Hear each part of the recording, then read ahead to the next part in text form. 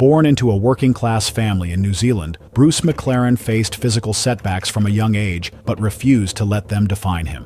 With a deep love for cars and racing, he rose from humble beginnings to become one of the greatest names in motorsport history. This is the story of how a poor boy's dream and relentless drive created one of the most successful racing teams in the world.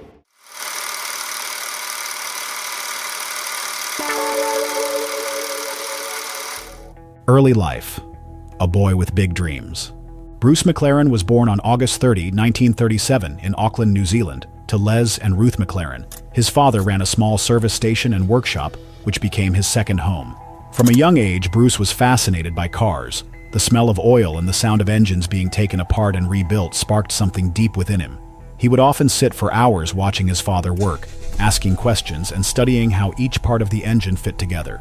Bruce's early years were not without hardship.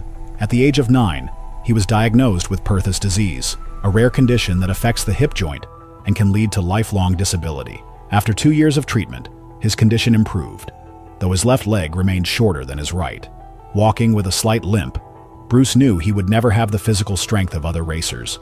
But he also knew that success in racing wasn't just about strength, it was about strategy, precision, and understanding the machine. As soon as he was strong enough, Bruce returned to his father's workshop, determined to turn his knowledge into action. His early struggles had given him not only technical knowledge but also mental toughness, a trait that would define his racing career and the birth of the McLaren legacy. A growing love for racing. Bruce McLaren's fascination with cars quickly grew into a deep love for racing. But he wasn't content with just watching. He wanted to build and drive cars himself. At the age of 14, Bruce built his first go-kart using spare parts from the garage. It was rough and simple, but Bruce's natural talent for engineering was already visible. He modified the kart's engine and frame to improve its speed and handling. His first test drive ended with him crashing into a fence, but instead of being discouraged, Bruce immediately began working on adjustments to improve the balance and control. It was clear that he wasn't just another boy who liked fast cars. He had a mechanical intuition that few possessed. By the time he was 16, Bruce entered his first official race in a hill climb event. He competed in an Austin 7 Ulster, a small but nimble car that his father helped him prepare.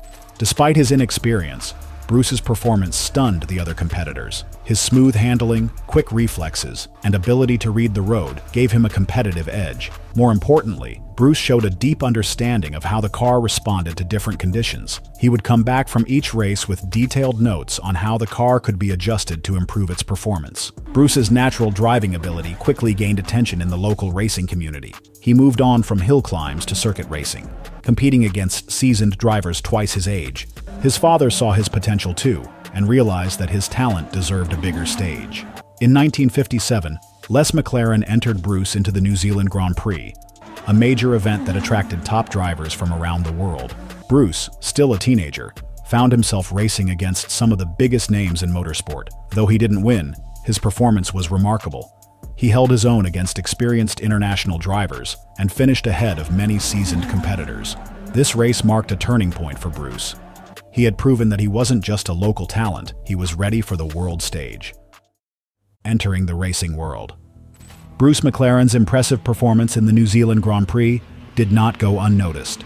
Among the spectators was Jack Brabham, the Australian Formula One driver who had already made a name for himself in the racing world. Brabham was impressed not only by Bruce's smooth driving style and technical understanding, but also by his calm demeanor under pressure. After the race, Brabham approached Bruce and offered him the chance of a lifetime, an opportunity to race in Europe, the heart of the motorsport world.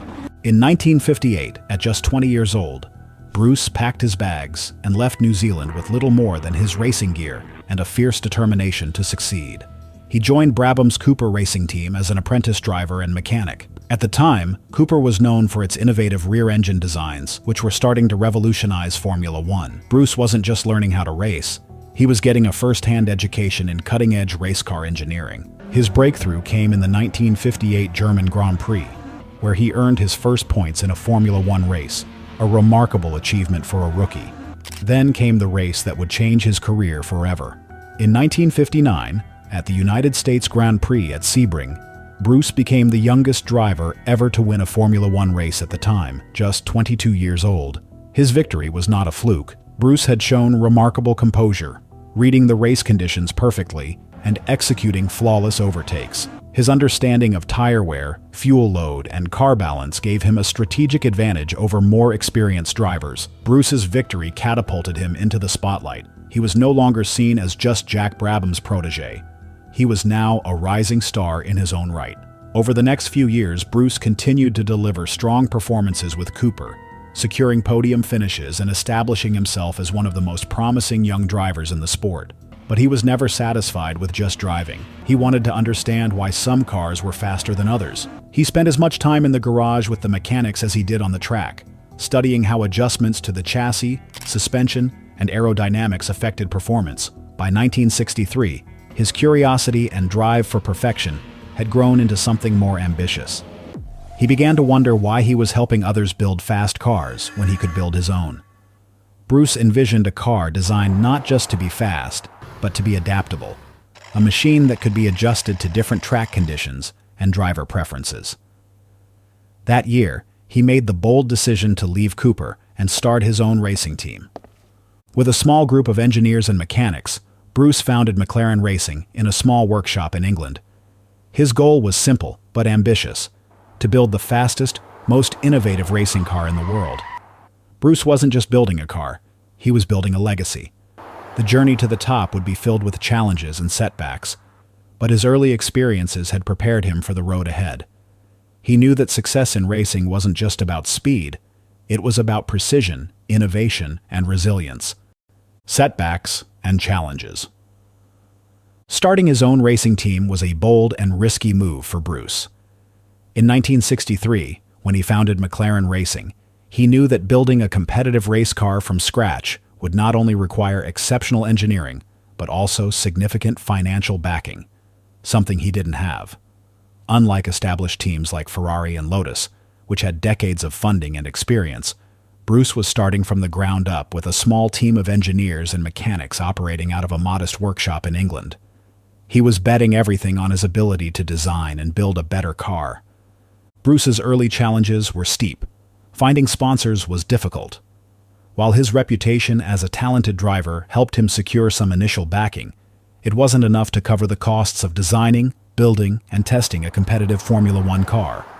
Bruce and his small team worked long hours, often sleeping in the workshop and living off minimum pay.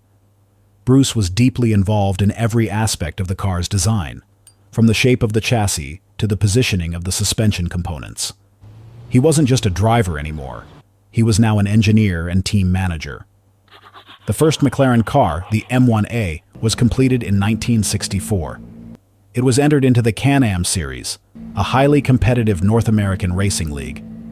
The M1A showed flashes of brilliance, with Bruce himself driving it to several strong finishes. But mechanical issues and reliability problems plagued the car. Suspension failures, overheating engines, and gearbox malfunctions cost the team valuable points. Bruce's frustration grew, but he refused to give up. After each race, he would sit down with his team, reviewing every detail of the car's performance, looking for ways to improve its handling and reliability. In 1965, Bruce faced one of his most devastating setbacks. During testing at the Goodwood circuit, one of his cars suffered a catastrophic brake failure, causing a high-speed crash. Bruce emerged from the wreck with minor injuries, but the damage to the car and the team's morale was severe. Financial pressures mounted as sponsors began to question whether McLaren could ever become a serious contender. Bruce had to make a tough decision: cut back on development or push forward and risk financial ruin. He chose the latter. In 1966, McLaren entered its first Formula One season with the M2B, but the car was underpowered and unreliable. The Ford engine lacked the horsepower needed to compete with the dominant Ferrari and Lotus cars. Bruce finished only one race that season, the British Grand Prix, but even then, he was several laps behind the leaders. Critics began to whisper that Bruce had made a mistake starting his own team. But he saw the setbacks differently. They were lessons. He worked closely with engine manufacturers to develop a more powerful and reliable unit while fine-tuning the car's chassis and aerodynamics. The breakthrough finally came in the Can-Am Series. In 1967, Bruce introduced the McLaren M6A, a car built using cutting-edge materials and featuring innovative aerodynamic features. Bruce and his team had mastered the art of combining lightweight construction with powerful engines, creating a car that was fast and balanced. That season, McLaren dominated the Can-Am series, winning 5 of 6 races. Bruce had proven that his team could build a winning car, and more importantly, he had shown that McLaren was now a force to be reckoned with. Still, the road in Formula One remained difficult. In 1968, McLaren secured a contract with Cosworth for their powerful defied engine. Bruce's persistence and technical understanding allowed him to modify the car's chassis to perfectly accommodate the new engine. That year, Bruce won McLaren's first Formula One race at the Belgian Grand Prix, a monumental victory that silenced the critics and solidified McLaren's place in the sport. Bruce's setbacks had been brutal: financial troubles, mechanical failures, and near-fatal crashes. But each failure taught him something. His ability to analyze and adapt gave McLaren the edge over more established teams. His resilience became the foundation of McLaren Racing's identity, a team built not just on speed, but on relentless problem-solving and innovation. The challenges Bruce had faced hadn't broken him. They had shaped him into the leader and visionary who would soon change the face of Formula One. Rising to fame, McLaren's ascendancy. After Bruce McLaren's victory at the Belgian Grand Prix in 1968, McLaren Racing began to emerge as a true powerhouse in the racing world. The win wasn't just a lucky break. It was a clear sign that McLaren's approach to car design and race strategy was working. But building a competitive car was only half the battle. Bruce now had to prove that McLaren could sustain success at the highest level of motorsport. In 1969, McLaren introduced the M7C, an evolution of the M7A. Bruce and his engineers focused on improving the car's balance and handling, working closely with Cosworth to enhance the DFV engine's performance. The results were immediate. Bruce and his teammate, Denny Hume, a fellow New Zealander and former Formula One world champion, began consistently finishing in the top 5. While McLaren didn't win the championship that year, the team had established itself as a serious contender, earning respect from rival teams and the racing press. At the same time, McLaren was dominating the Can-Am series in North America. The McLaren M8A, introduced in 1969, was a masterpiece of engineering. Powered by a massive 7-liter Chevrolet engine and featuring a refined aerodynamic design, the M8A was virtually unbeatable. Bruce and Hume swept the 1969 Can-Am season, winning all but one race. McLaren cars weren't just fast. They were works of art, designed with a level of precision and attention to detail that few other teams could match. The McLaren team's success in Can-Am gave them financial stability, which allowed Bruce to invest more resources into their Formula One program. In 1970, Bruce introduced the McLaren M14A, an updated Formula One car designed to build on the success of the M7 series. His meticulous attention to detail was evident in every aspect of the car's design. He had developed a new suspension system to improve cornering stability and worked with Goodyear to create tires that could handle high-speed cornering without overheating. Bruce was not only a brilliant driver, but also a gifted test driver. He could sense even the slightest imbalance in the car and knew how to translate that into mechanical adjustments. But 1970 would prove to be a year of both triumph and tragedy. Early in the season, Bruce's performances in Formula One were strong, with consistent finishes in the points. The McLaren team was finally on the verge of breaking into the elite tier of F1 competition. Then, on June 2, 1970, tragedy struck. Bruce was testing a new McLaren M8D at the Goodwood circuit when the rear bodywork detached at high speed. The loss of aerodynamic stability caused the car to spin out of control and crash into a wall. Bruce was killed instantly. He was just 32 years old. Bruce's death sent shockwaves through the racing world. McLaren Racing had lost its founder, its leader, and its driving force. For many, it seemed like the end of the McLaren dream. But Bruce had built more than just a team.